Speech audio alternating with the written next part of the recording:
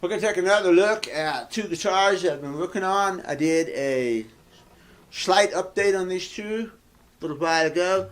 Made a couple more changes to them. This is the D35. I'll link to the previous video. Like, nobody ever goes back and look at the previous video. So this is the D35. It's had all the changes to it. The difference between here and the last video, I enlarged the sound hole. I've got another video that I just finished comparing the large sound hole to a regular sound hole, which you can see on the couch back here behind me. So what I want to do on this one now, this guitar is done, except for the pickguard. We will probably are going to put a nice dark tortoise pickguard on there because I feel like a reddish tortoise will blend in this rosewood bridge a little bit better. Right now it's a lot of black. It's black, black, black, black, and then you got this red rosewood bridge. So both the owner and I agree on that. Let's put a nice tortoise pickguard on there and blend all that color in here. So I just wanted to play it. That's all I wanted to do. I wanted to play it, and it's done. Let's document it. Once again, this is not my regular recording setup. This is my old setup.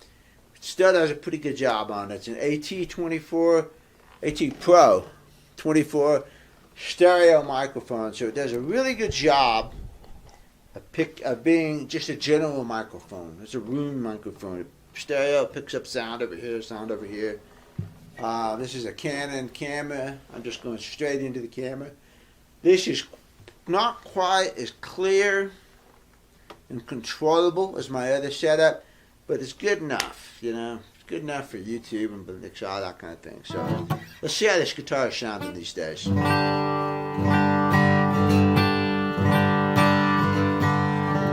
also getting hungry, so I might make some mistakes. So I want to go eat.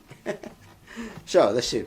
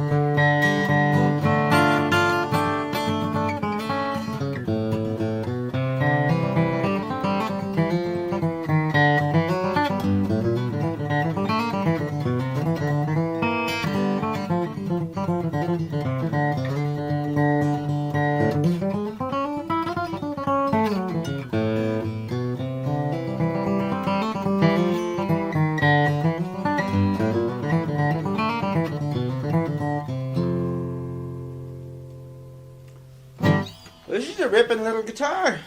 Sounds great, man. Plays great. Sounds good. I got no complaints about this guitar. This is a good guitar. So, large sound hole. If you're just tuning in for the first time, it has Grenadier bridge, Southeast Asian rosewood bridge plate, small. Bridge has been scooted back, so it's in tune now. Got a large vintage saddle, non-slotted bridge pins. These are Gallows pins from Stu Mac. It's got a large sound hole, popsicle braces out. It's got my brace in there, my trapezoid brace. I think this one had cracks alongside the fingerboard too, so the trapezoid brace repaired those cracks. This one of these guitars didn't need an Equiset. This might be it. I don't remember. Anyway, it's got a good neck angle, okay?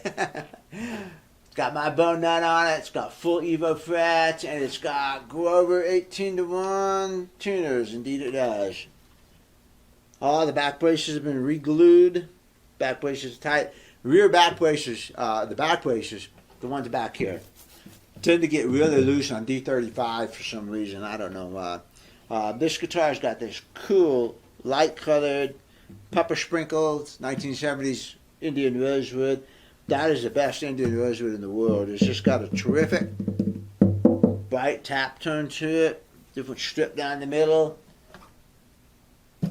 Great guitar. The binding's in really good shape on this. A lot of the D35s, the bindings really deteriorate. This binding is in great shape. There's no breaks anywhere on this guitar. And I better find out if I reset the neck or not before I charge him for it, but I don't think I did. I wrote it down. So, awesome guitar, man.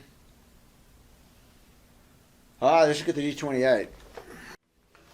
Here's our D28. This is the guitar that was featured in the video I had on repairing a busted bridge seat. If you haven't seen that, go take a look at that. Take a look at the condition that this bridge seat was in. My solution to fixing all that, because the top is just really super soft, the bridge seat was destroyed. What I did was I put basically a large spruce bridge plate up under here. I used red spruce, so it kind of added a little bit of flavor to the top, you know. And it's basically about the size of the original large bridge plate. The grain is running this direction, so it strengthens that top considerably without making it too stiff. It's got just a little bit of a belly going on here, which is alright. I want to see it flex a little bit. Using a spruce overlay on the inside is probably the best solution to fixing a soft, damaged top, because it adds a lot of stiffness, not much weight. It's still spruce, so it matches the top wood. Unlike if you were to use a large bridge plate, then you would have a piece of heavy rosewood on there. The grain is typically running opposite here, so it means that it's just going to fold up. So your grain is going this way across the top, and it's just going to fold up like this. As opposed to top doubler goes this way, the spruce is going this way, and so it's stiff in the same direction as the spruce top is. And because I had that spruce overlay on there, I used a very small bridge plate. There was no use even adding strength to it, because that's what the spruce does. So I added a very small hot rosewood bridge plate that's just a little smaller than I would normally use, and make it lighter, bring the top back. We used a bridge that was supplied by the owner. It's got a 2 1/4 inch bridge spacing and an ebony bridge and all that stuff. Popsicle braces out. Tuners have been changed. I think he changed the tuners. Pretty sure he changed the tuners already. I'll look it up. It doesn't matter. It's got open back tuners on it. It's got my bone nut. It's got full Evo refret on it. It's all done. The only thing, and scalloped the braces. When I scalloped these braces, I did not do a typical 30s scallop. I didn't do a scallop that goes like this and comes back out. I did a little bit more of a 50s taper. And So it's pretty full up at the X, and then it tapers out like this. The reason I did that is to further reinforce and strengthen the bridge area in this case. I didn't want it to get too much of the boomy sound because we listened to it and it sounded really good, and I didn't think it needed to get a whole lot boomier, but I did want to make it just a little bit livelier. And also by scalloping or weakening the top in this area, you allow the entire top to come up. So in other words, if you have very stiff bracing right here and you have a very soft top right here in the middle, that soft top is going to tend to bulge right up in there, like a hernia. You know, your hernia bulges out and you get a bulge right in here, and you can feel it just a little bit right here where it's wanting to bulge right here just a little bit. So by weakening the braces, you allow that to go with it. So you end up with a top that goes like this. You end up with the top where the entire top comes up in a nice smooth arc rather than focusing your stress right here in the center. So the reason I scalped it was not really to improve the base, but to weaken the whole top as a general so that it would all match. Okay? The reason I used a tapered bracing rather than a scallop is because I didn't want to create a really weak spot right here. I wanted to keep some strength up in here, but let that taper out to spread the stress more out into here. Okay? So we'll see what happens over time, but right now it looks great. You can feel a little bit of a rise right there, which I expected, but it's also picking up the brace right here. The brace is not sunk down in there. So if you only had it bellying right here and it was stiff right here, then your vibration would not transfer over here to the edges, and you would lose all that tone that comes from the edge, whatever tone that is. You know, it's a stiffer, tighter, brighter sound. You would lose all this tone. So by weakening the braces that come down to here, you let the rest of the top flex, and you pick up, I think, my hypothesis, okay?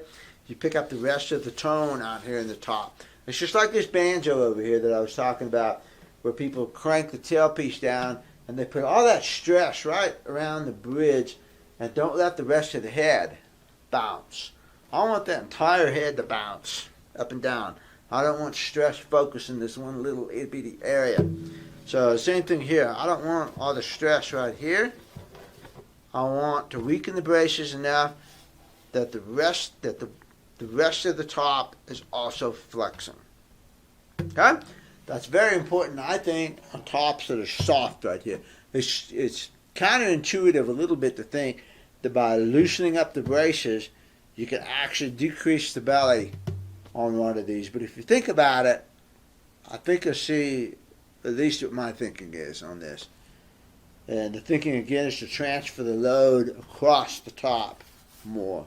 Let the whole top take that load and not just this little area which is already weak. So, enough of that, okay? We need a pickguard. And the problem is this is an oversized hole here, so I'm probably going to have to cut one custom. He wants to use one of Holter's pickguards, which are great pickguards, but I'd have to send the template in, and I have to do all this blah, blah, blah, because nothing fits on this. The only thing that fits even close is a 57 pickguard, and this still has quite a bit more coming up under the B string. I have some material that Mr. Mullen sent me, and I may just cut one myself out of that. I might send a template to him. I don't know. I got to get to it. All my pickguard material is over at the other place, and it's just now past the 1st of January, where all the season, holiday season, UPS is just now getting back to normal. There's no big rush to ship this out yet. All right, let's hear it. Okay, we're done. Sounds good, huh? All right.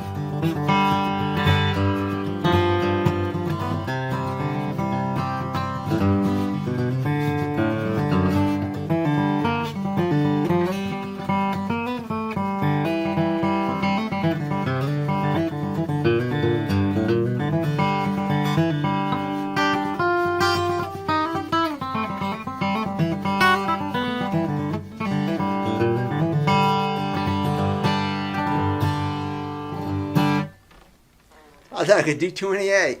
I don't think I got it too boomy, you know. It had a really good crisp clarity to it before I worked on the braces, and I don't think I lost any of that. I just wanted to improve the bottom bass strings here a little bit, and they sound good to me, you know. A lot of bass, but it's tight still. Yeah, I mean, gosh, sounds good.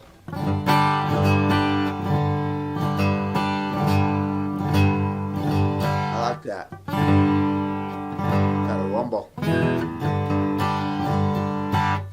So.